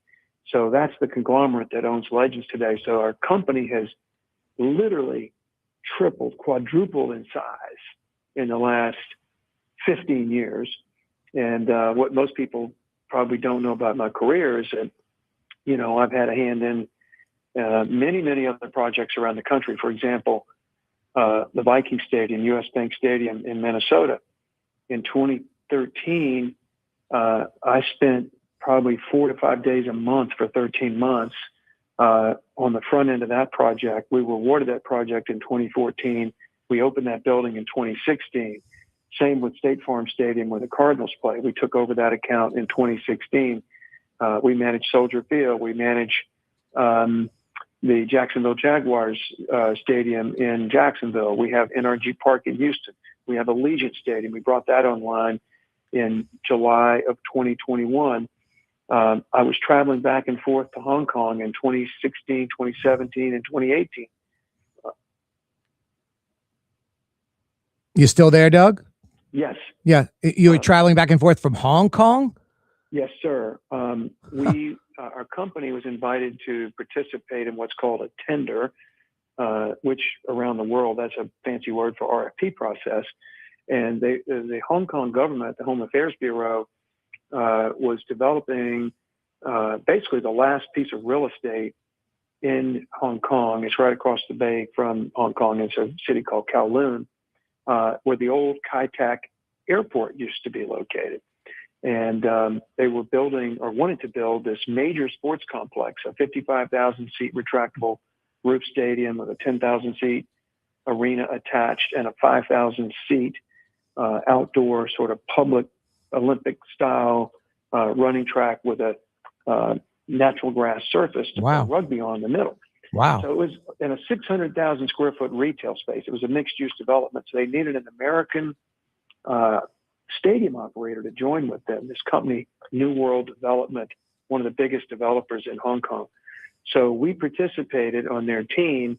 So I was back and forth, I think 5 times from 2017 to 2019, I guess, over that 2.5 year period. We won the project, and then COVID hit. Thankfully, I didn't get stuck over there for any length of time. And then when we resorted after COVID, that project was handed off to our Brisbane, Australia office. But look, I've had a lot of exposure outside of New Orleans. Just recently, another little factoid. Not many people know this, but before we merged with Legends, when we were still ASM Global, we were contracted by the city of Washington, D.C. Mayor Bowser wanted to develop a term sheet to bring the Commanders back to RFK. So I got involved in that project for probably a year and a half. Wow. And we worked to advise the mayor's office on structuring a deal with Josh Harris to bring the Commanders back. And now we're actually working with the football team. Our contract with the city expired, and the football team, the Commanders, have hired us to do design consulting and operational readiness planning for their new stadium in DC. So a lot of stuff outside of New Orleans. And, that even though it's a lot of fun and it's a great, exciting business, after, traveling and doing a lot of this work, I mean, it grinds on you. No doubt. I'm not as young as I used to be. I'd like to think that I am. I'll be 68 in about a month and a half. And, there's a lot of other things I want to do. And no disrespect to the industry or anything's going on here. It's just, now feels kind of like the right time to take that step. And I still want to be involved, Corey, in civic things. You mentioned the airport. I'm still on the aviation board. We're getting ready to do, I think, some big things out there again. Yep. I want to stay involved in as much as I can in the industry. I've got some thoughts about that and some plans that I'll be probably relaying at a later date. But I want to stay active. I'm not sure I want to do it at the pace that I've been doing it at, for the last 15 to 20 years. Yeah, no, I'm with you, man. You've been working for nearly 50 years of your life, Yeah, that's right. So, there comes a time in everyone's life when, like I said, you got to step off the train, and the train's going to keep running. You can stay on it as long as you want, but you don't want to stay on too long. Doug Thornton's with us. Hey, Doug, I didn't realize you played at McNeese as a quarterback and led them to the Independence Bowl in the mid-'70s. Well, I wish I could say I led them to the Independence Bowl, but yes, I did play quarterback. I grew up in Shreveport. I went to Woodlawn High School, and Woodlawn, of course, was the home base for Terry Bradshaw and Joe Ferguson and Stan Humphries, David Woodley. I mean, Burt Jones was right down the street, and Doug Thornton. And Doug Thornton, yeah, I was in the class with David. David Woodley played at Byrd High School. I was at Woodlawn. Wow. David went to LSU. I went to McNeese. Terry's little brother, Craig, went to Louisiana Tech. We were all in the same district together. Unreal. In Shreveport. So I played there at McNeese. I played two sports. The reason I went to McNeese is it was the only, first of all, I wasn't being recruited. I wasn't big enough to be recruited by the Division I schools at that time. But McNeese was the only school that was allowing me to play both baseball and football. And I really wanted to play baseball. I thought I was a better baseball player than football player, but I got a scholarship to play football. So Jack Dolan was the head coach, and he said, I'll let you do both. Whereas Louisiana Tech was, they were wanting me to play just football. Anyway, I blew my knee out and had an ACL tear. Had to have reconstruction surgery. I played 1.5 years on the football team before I got injured and couldn't play anymore. And then I played 2 years of baseball, and I had to have reconstructive surgery and left my sports career behind. But yeah, I was a quarterback back in the day. No, I just learned that just in the last few days. Yeah. Hey, Doug, I mentioned this a lot. I say like the three biggest upsets in New Orleans history: the Battle of New Orleans, Joseph Gow beating Bill Jefferson, a 9-time incumbent who was entrenched. I mean, the first Vietnamese congressman in U.S. history, just out of nowhere. And the third one was the New Orleans community in 20-something years ago landing the Hornets from basketball crazy North Carolina. Bill Hines, Cicero, who else? I mean, that was a coup. That's one of the biggest upsets, New Orleans landing that. You guys blew the doors off of David Stern, the then NBA commissioner, with y'all's presentation, and it's very hard to blow the doors off of NBA commissioner David Stern. Corey, there's so many good memories about that. Let me digress a minute. So, in 1993, the legislature passed the bill to build the arena. It was one of 8 projects, if you recall, that was being funded out of the surplus funds from the LSED hotel taxes. And of course, it took years for it to be designed. So before it was open, and it was being constructed, I got a call from someone here in New Orleans who knew Ray Woolridge, and a very close friend of Ray's. Now, Ray was living in Atlanta, and Ray had just acquired 35% of the Hornets organization from George Sent. He was a minority owner. But he had this provision in his ownership agreement that said, if we can't get a new arena built in Charlotte, I have the ability on behalf of the club to negotiate with another city. So I was introduced to Ray, and Ray and I toured the arena with hard hats in 1998, okay, 1 year before it was open. Wow. I stayed in touch with Ray for the next 3 years, and collaborating with him on, what we needed to do to get a team. And there were many, many things that happened during that 3-year period, but I'll just give you some highlights. One, I was able to negotiate, this was totally coincidental, a preseason game between the Lakers and the Hornets. I remember I was there. It just happened, okay? I was dealing with Jeannie Buss. I was trying to keep our toe in the water, so to speak, with the NBA, and I wanted to do an NBA preseason game. So now those have to be negotiated 18 months, 2 years in advance. And it just so happens that the opponent was the Hornets. So we had opened the arena, and this would have been in 2000, probably in the fall of 2001. And that was the first time I'd ever met George Shen. And Ray and I were working behind the scenes to convince George. You met him at the game? I met him at the game. Wearing the black leather sports coat, right? Am I right? You're right. You're 100% right. And it was the first time I'd ever laid eyes on George. So it was interesting because the next morning, Ray and I met at the what is now the JW Marriott for breakfast, and we talked for 2 hours about what it was going to take. And if you remember, I guess it was probably 8 months before that, we had a dance with the Grizzlies. And I was talking to Ray all the way up until we had Michael Heisley call us about the Grizzlies moving here. And I never will forget Ray calling me. Stan Meadows was the CFO, kind of chief operating officer for the Grizzlies at the time with Michael Heisley. And they sort of swept in because they knew, the NBA knew that we'd been talking to Ray. And Ray was so upset that Heisley had stepped in here and was trying to do a deal with us behind the scenes. And that got public, you remember, for a little while. And then that was in February, I guess, of that same year in 2001. So that deal was a flash. It went away after about 2 weeks. Where did they go? They went to Memphis. So Ray called me and he said, I think it's time to get serious now. And he said, look, if we don't get an arena built, if we can't get the city council in Charlotte to pass this bill, this ordinance for approval of a new arena, we're going to be looking.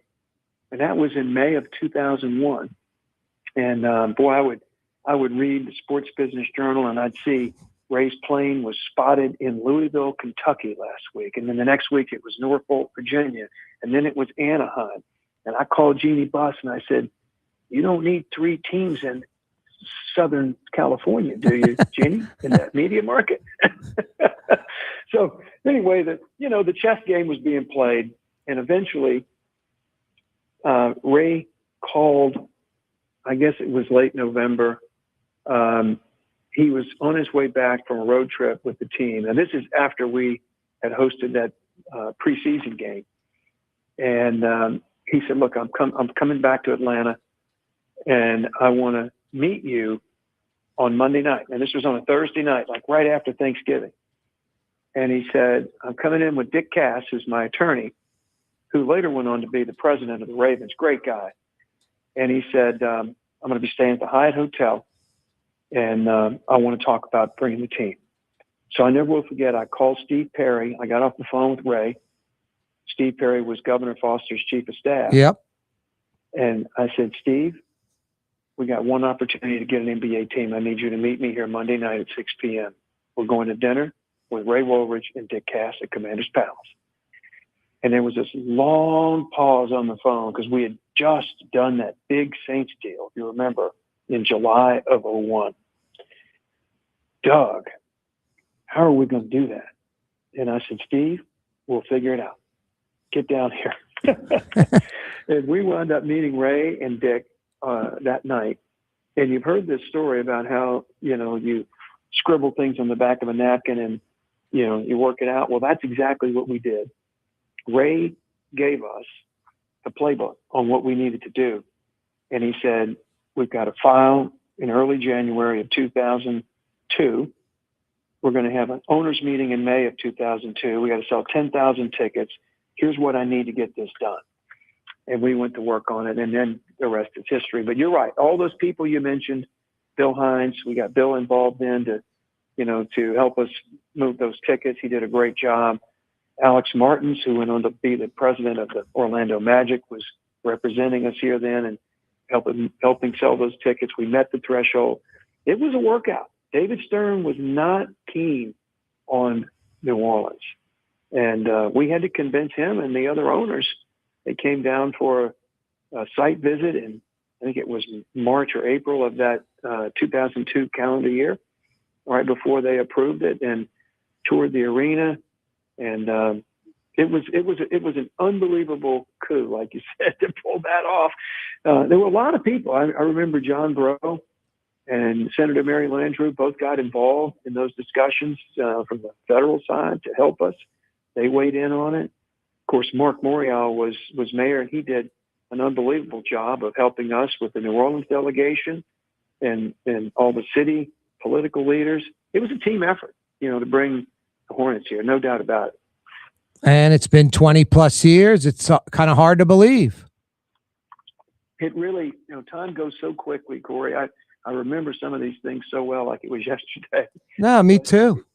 I remember at the game, the preseason game, I grabbed some binoculars and I found Ray Woolridge in his suite, and I went and interviewed him, hey, could you be moving the team here? And I remember the black leather sports coat like it was yesterday. It's funny you remember that. I remember that. And then I remember Morial shooting the baseline shot from about 12 feet, all net. Oh, wasn't that that's the press conference when we announced the team? At the press conference. I was like, holy smokes, everything's going good.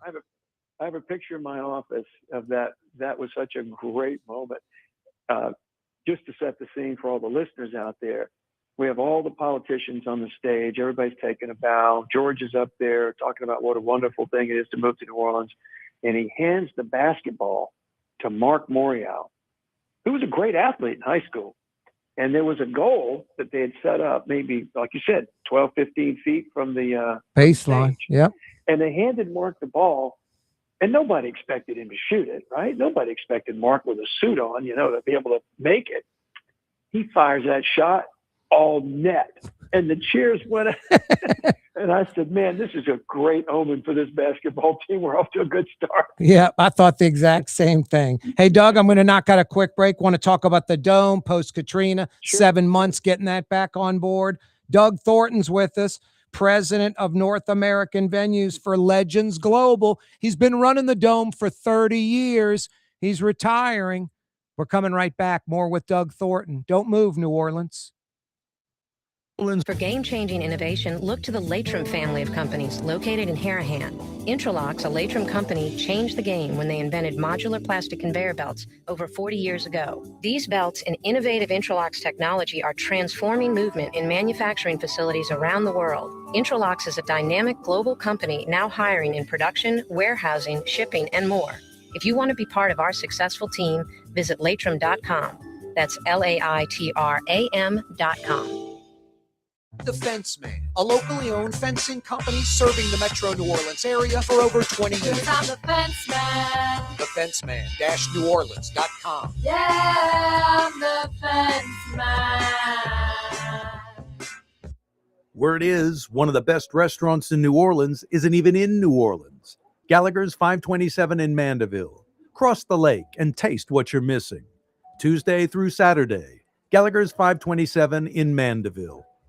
Looking for a great steak tonight? The Steak Knife in Lakeview, serving only USDA prime beef. Open Tuesday through Saturday night. The Steak Knife since 1971 on Harrison Avenue between Canal Boulevard and City Park. For over 30 years, CertaPro painters have been part of countless memories. Freshly painted nurseries, bright, welcoming kitchens, families enjoying the important things in life. Every wall tells a story, and CertaPro is happy to be a part of it. New Orleans' local professional painters, doing the job right. From the first brushstroke to the finished job. CertaPro Painters. NewOrleans.CertaPro.com.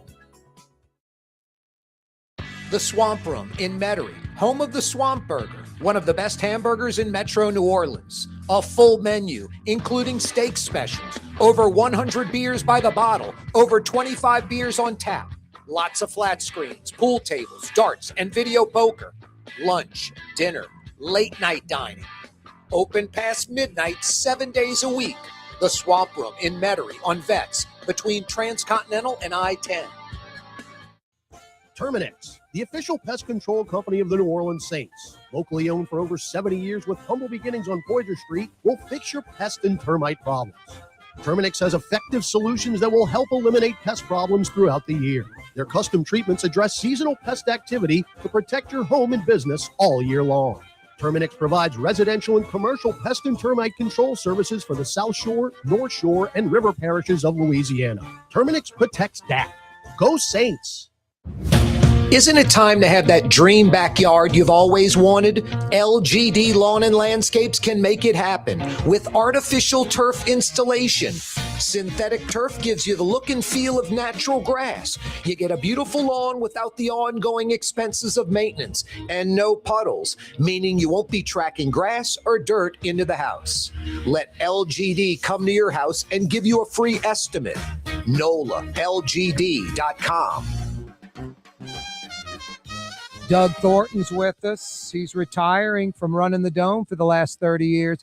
Boy, Doug, 2005 Hurricane Katrina. I was in the, I guess then C&G Tower, now Benson Tower, and watching that roof peel back. You were in the Dome before, during, and after that the whole time, never left, right? Yes, it was a very difficult time.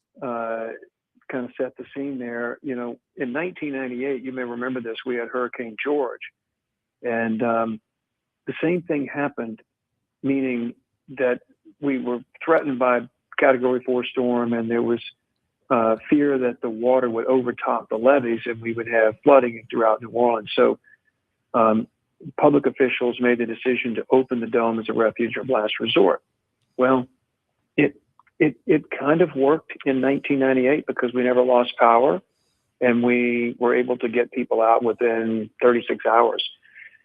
Katrina was different. Of course, it was the same situation, Category 4, storms brewing in the Gulf, and it blew up so quickly, public officials didn't have time to get people out of the city. So they once again want to reopen the Dome, but this time, the roof obviously was being ripped apart, and we had a major flood event that occurred because of the levees breach. So we were here for 5 days with no functioning toilets, no running water, very little, food to eat. We had MREs that were brought in by the National Guard. Very, very difficult time. Started out with, the storm hitting us on that Sunday. If you remember, we had about 15,000 people come into the building, and then in the overnight hours, everybody, sort of bedded down, if you will, and the next morning at daybreak is when that storm was hitting us. And I remember being in our conference room here, meeting with the National Guard at 6 a.m. that morning, and we heard this loud banging noise. It sounded like a roller coaster rolling over the roof. And then the lights went out here. And of course, then the generator kicked on and we were running on generated power. And I got a call from one of my staff members who said, you need to come out here in the concourse and look at the roof. The roof is coming apart. And I said, I can't believe that. So we walked out into the concourse and looked up, and sure enough, there was a gash probably 100 feet long. Wow. And maybe 8 to 10 feet wide. You know, if you peel the outer layer of the roof, Superdome roof off, there's a metal deck that sits below that polyurethane foam. And that metal deck it comes in sheets. It's a fluted metal deck. It's probably 4 feet wide by maybe 12 feet long. Yep. And those panels are bolted into the steel frame of the building. So to rip those panels, those sheet metal decking off of the roof, steel roof frame, had to be a very powerful wind. But the water was pouring in, Corey, and there was debris falling, from the roof. And I was just so afraid that we were going to have a loss of life because of somebody getting hit by a piece of this sheet metal falling, or you can just imagine what that would do to somebody. Yep. 270 foot, distance from the ceiling to the seating section. Yep. Anyway, we were able to get people moved out and underneath the ramps or in the ramps rather, underneath the concourses where they were not in harm's way. And then we had to basically live out, this whole situation for the next 4 days with no HVAC, no functioning toilets. And then the National Guard bringing us people by the hundreds, thousands every day. Trucks. They were coming Yep. from all over, by helicopter, by high water vehicle, because there was no other place to put people that were being rescued off rooftops. And when I left here, I've told this story a bunch. You've heard me say it before, but I was able to get out on Thursday once the evacuation started. And I remember lifting off in the helicopter and seeing the roof from the air the first time. And I could not believe the damage that had been done. And I knew when I was leaving inside the building, the squalor, the trash, the mold, just the human feces. It was horrible. Okay. And I literally cried all the way to Baton Rouge. We flew to Baton Rouge in the helicopter, and I couldn't help but just think about the devastation. And I thought to myself, I'll never be back. I mean, that's the last time I'll see that building. I'll never be back. New Orleans is gone. I was just so devastated. I think many people felt that way. But it was a difficult time, very, very difficult time for a lot of folks. And, we're coming up on the anniversary of Katrina. And I know every year there's a, moment of silence. And those of us that went through it here, we often think about, reminisce about what it was like. Tough. Yep. Tough environment. Well, you shook it, and in 7 months, the dome was reopened. I mean, the quickest, most, I've never seen anything like that in New Orleans or Louisiana history. Yeah, I don't know how much time we have, but I can tell you quickly. Got about a minute, Doug. All right, well, I'll tell you real quick. So Paul Tagliabue, Roger Goodell, they come into town. It was early December, and you might remember we held a press conference in the arena, and Tagliabue walks out, and we just told him that it was going to take 2.5 years. And there was a headline in the paper. It said, Tagliabue doubts Dome's readiness for next season. And I got a call from Roger Goodell maybe a week later, and he said, the commissioner wants to know if we can open that stadium by September, which would have been like a year sooner than we thought. And I said, I don't think there's any way. And he said, would it help if we gave you some money? I said, money's not the only thing we need. We need people. We need materials. Bottom line is, we figured out a way. The engineers, the architects, I'll give Trey Trahan, the architect, credit for coming up with this idea. He said, if we can separate this project into what we need just to play football, we'll wall off those club lounges. We don't need the club lounges to play football. We can serve up folding tables with our concessions. Yeah. We can put temporary seats in the suites. So I called Roger back and I said, we think we can do it. We're going to call it football ready. That was a term that old Bill Curl came up with. Oh, Bill. Football ready. And I said, we'll be able to give you, the building, but it's not going to be fully complete. He said, I don't care. You get me turf, a scoreboard, make it safe for the fans, and we'll play football. Wow. Those are great. That was in early December.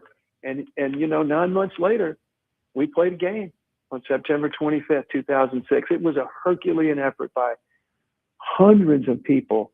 Many of the people that worked on this job, Corey, you've heard me talk about this before. Their fathers worked on the dome. And Yeah. they didn't want the dome to die a slow death. Wow. Doug, always a pleasure. Let's do it again soon because there's a lot more questions I'd love to talk to you about. All right, buddy. You bet. Congratulations, Doug. Thank you, Corey. Thank you so much. That's Doug Thornton, Corey Johnson with you. I'll see you tomorrow at 4:00. Down, Blue Boy, down. You're on the neutral ground with Corey Johnson on TV on Cox Channel 4 and Spectrum Channel 333. Also on YouTube, on radio at NOLA Talk 93.9 FM, WSLA New Orleans. It's 6 p.m.